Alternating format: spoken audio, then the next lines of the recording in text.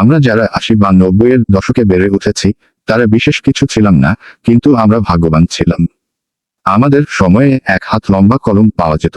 আরেকটা কলম ছিল যার কালি ৪ রঙের, মাঝে মাঝে এর ৪টা বোতাম একসাথে টেপার চেষ্টা করতাম। দরজার পিছনে লুকিয়ে থাকতাম, কেউ এলে চমকে দেব বলে আসতে দেরি করলে অধৈর্য হয়ে নিজেই বেরিয়ে আসতাম।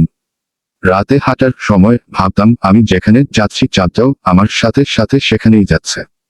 কারেন্টের সুইচের দুই দিকে আঙুল চেপে ওটাকে অন অফের মাঝামাঝি অবস্থানে আনার চেষ্টা করতাম। স্কুলে যেতাম সবাই একসাথে দৌড়াদৌড়ি করে। ক্লাসে কলম খেলতাম, কাগজ কেটে চোর ডাকাত বাবু পুলিশ খেলতাম।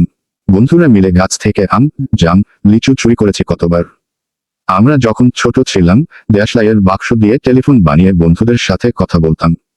আমরা নদীর চরে সাইকেলের টায়ার চালানোর পাল্লা লাগাতাম। তখন আমরা কাগজ দিয়ে উড়োজাহাজ বানিয়ে আকাশপথে পাড়ি দিতাম। কলাপাতা আর বাঁশের চাটাই দিয়ে দোকান বানিয়ে মিছেমিছি কেনাবেচা খেলতাম। বৃষ্টি এলে কচুপাতার ছাতা মাথায় দিয়ে কত চেয়ে ঘুরে বেড়িয়েছি। আমরা সুপারির খোলা বা সাইকেলের বিয়ারিং দিয়ে গাড়ি বানিয়ে চড়তাম।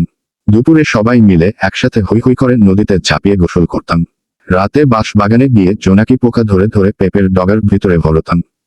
হাত জামার ভিতর ঢুকিয়ে খালি হাতে দেখিয়ে বলতাম আমার হাত নাই। মেলায় থেকে টিনের লঞ্চ কিনে পুকুরে ভাসিয়ে চালাতাম। গাছের ডাল দিয়ে গুলতি আর বাঁশের কঞ্চি দিয়ে বন্দুক বানিয়েছি কত। আমরা টিফিন খেতাম ভাগাভাগি করে। মাঝে মাঝে কারো টিফিন চুরি হয়ে যেত। ৮ আনা দিয়ে নারকেল আইসক্রিম খেতে না পারলে মনটাই খারাপ হয়ে যেত।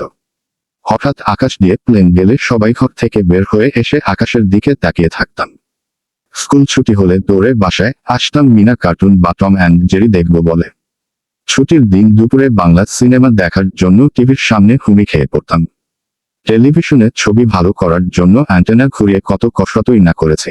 সন্ধ্যার পর আলিফ লায়লা, Sinbad, Robin Hood, MacGyver, Mr Bean দেখার জন্য পুরো সপ্তাহ অপেক্ষা করতাম। ফলের বিচি খেয়ে ফেলে দুশ্চিন্তা করতাম পেটের ভিতরে আবার গাছ না গজায়। মাথায় মাথায় ধাক্কা লাগলেই শিং গজানোর ভয়ে ইচ্ছা করে আরেকটা ধাক্কা দিতাম। কেউ বসে থাকলে তার মাথার উপর দিয়ে লাফ দিতাম যাতে সে আর লম্বা হতে না পারে। বিকেলে কুতোকুতো, কানামাছি, গোল্লাছুট, বৌচি, লুকোচুরি, কপাল টোকাটুকি না খেললে আমাদের দিনটাই যেন মাটি হয়ে যেত।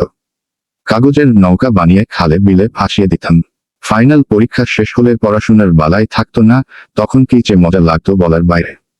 মামাবাড়ি যাওয়ার কয়েকদিন আগে দিয়ে অন্য রকম উত্তেজনা।